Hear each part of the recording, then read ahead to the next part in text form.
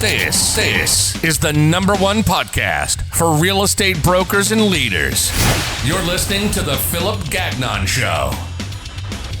Hello and welcome to this Thought Thursday edition of the Philip Gagnon Show. I am Philip Gagnon. Today we're going to be talking about difficult conversations. See, difficult conversations are, well, as the name suggests, difficult, and they're unpleasant and nobody really likes to have them. And I'm going to share with you today some ways that we can make difficult conversations less difficult. So to start today, I want to share with you a story, or I guess that's a saying, a quote from French that says, "Quand on veut noyer son chien, on dit qu'il a la rage." So what that translates to in English is, when you want to put your dog down, you say that he has rabies. So what this expression means, or what the idea behind it, is that there's always a pretext for doing something, and we don't just do things willy-nilly.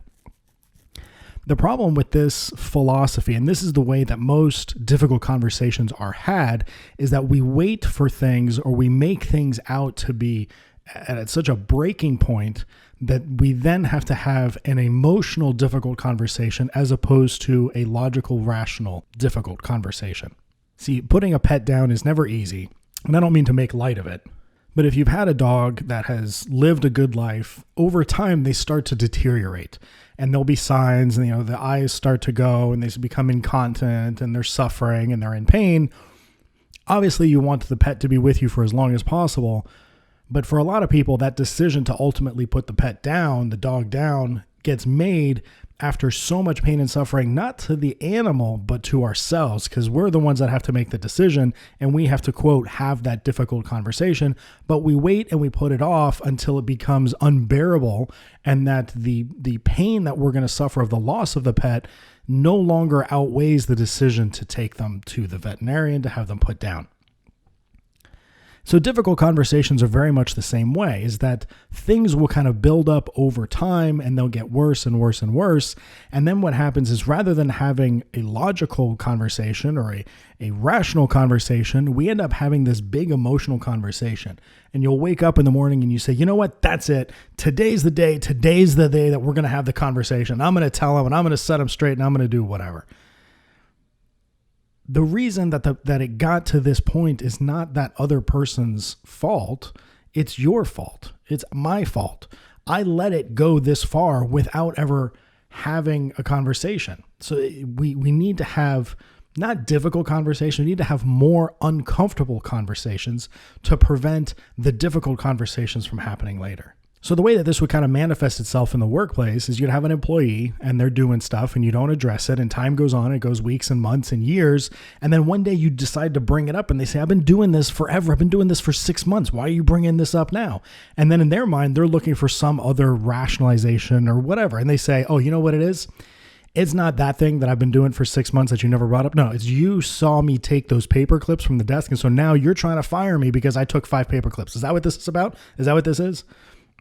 When in fact it had nothing to do with paper clips. It was just this 6-month-old thing that was left to fester and rot and was never addressed. So if you need to have an uncomfortable conversation, I can promise you it's not going to get any better. It's going to become more uncomfortable and eventually difficult.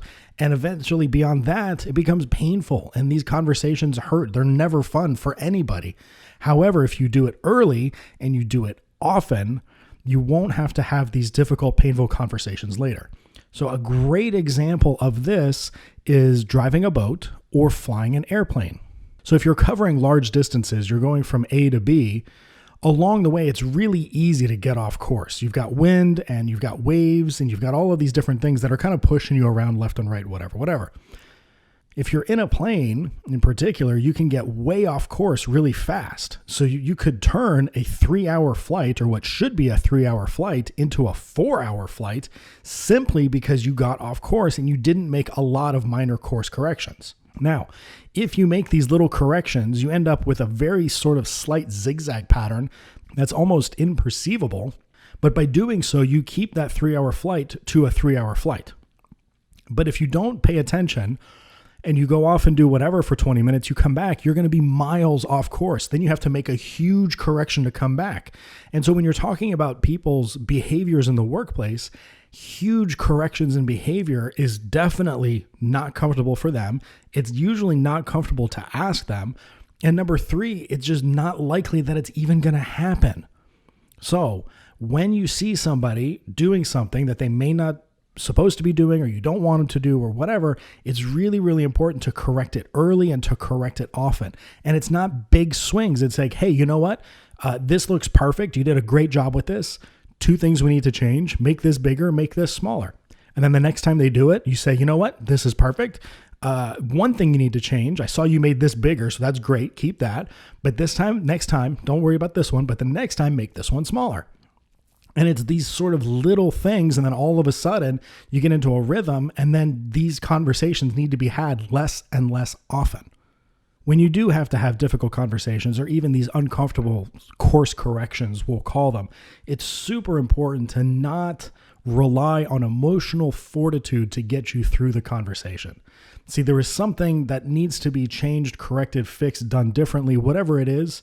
And it's important that you're not relying on your emotional fortitude, your anger, your frustration, whatever it is, to drive this conversation, because then it feels like a personal attack and you're going to feel that back. So if you can present things in a very cool, calm, and collected way, present the facts as they are, be very direct, don't sugarcoat it, be very direct and say, here's the thing, we need to change this, this needs to be different, whatever the thing is. The more direct and the more clear you are, the less it seems like a personal attack, and it becomes sort of an objective thing, and it's much easier for the other person to hear, number 1. And number 2, it'll make it easier for you to have the conversation because it's no longer an attack and it's not an emotion-based conversation. It is simply, you come in late, we need you to be here on time, we need you to dress more professionally, whatever the millions of things are that somebody does that may not be what you're needing them to do. So it's important to not rely on emotional fortitude to have conversations. So let's say that you have waited and you now need to have that uncomfortable conversation with somebody. The first thing to do is to acknowledge to yourself that this is going to be uncomfortable. It's not going to be painful per se, hopefully, because they're probably not going to hit you or strike you or throw things at you, hopefully. But it's probably going to be uncomfortable, and it's going to be uncomfortable for both of you. And nobody wants to have these conversations. So that's the first thing, is acknowledge that this is going to be uncomfortable. The second thing is to be as direct and dry as possible.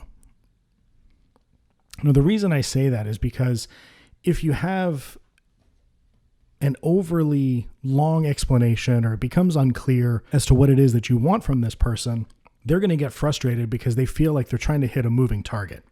But if you can be very clear with them, tell them exactly what it is that they need to change, what you're looking for, and that sort of thing, then it becomes very obvious what it is that they need to do on their end in order to hit the goal and to hit the mark.